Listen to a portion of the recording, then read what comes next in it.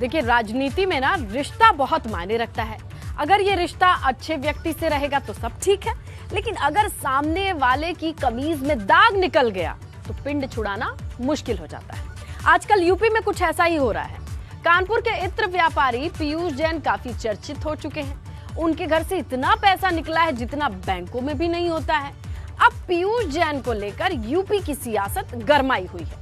भाजपा वाले कह रहे हैं कि पीयूष जैन सपा नेताओं के साथ संबंधित हैं और सपा वाले कह रहे हैं कि पीयूष जैन को भाजपा का वो आदमी है। सियासत छोटे मोटे नेताओं के बीच नहीं है, बल्कि बड़े बड़े बाहुबलियों के बीच हो रही है।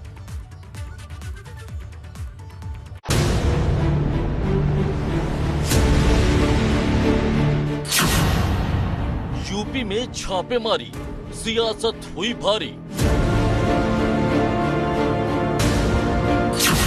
इत्र कारोबारी किसका मित्र?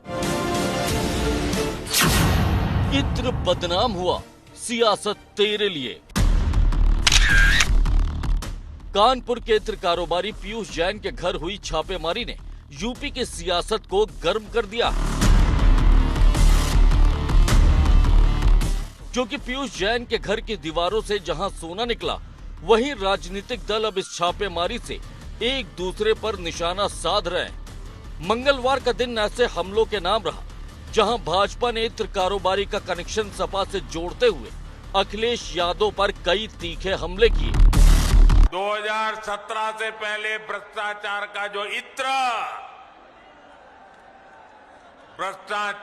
जो इत्र उन्होंने पूरे यूपी में छिड़क रखा था, वो फिर सबके सामने आ गया है।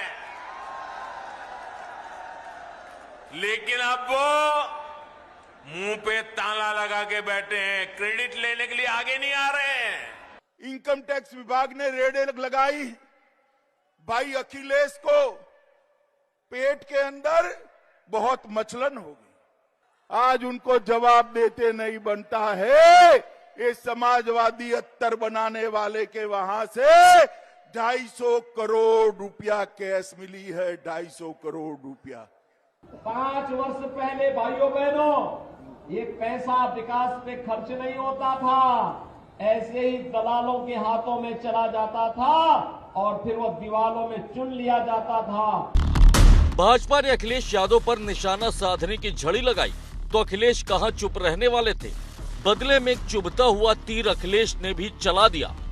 सुबह तो यही हेडलाइन चल रही थी, समाजवादी पार्टी का इत्र कारोबारी, लेकिन मुझे खुशी है दोपहर आते आते हमारे पत्रकार साथी भी समझ गए कि समाजवादियों से कोई लेना देना नहीं है।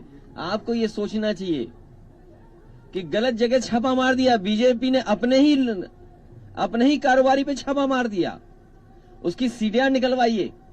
अगर एक एक भाजपा के नेता का नाम न निकले तो बताइएगा हमें।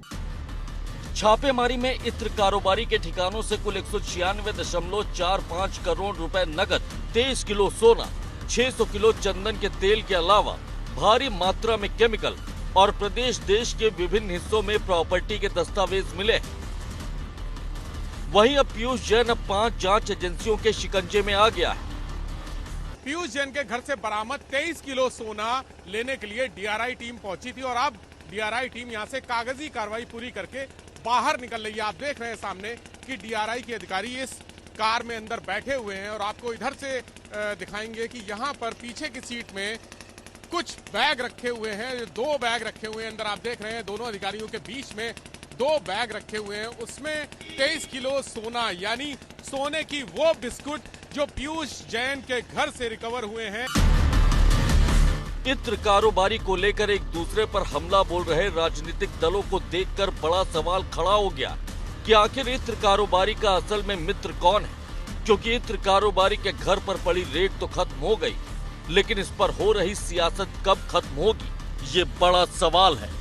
विवेक त्रिपाठी के साथ ब्यूरो रिपोर्ट, एबीपी गंगा।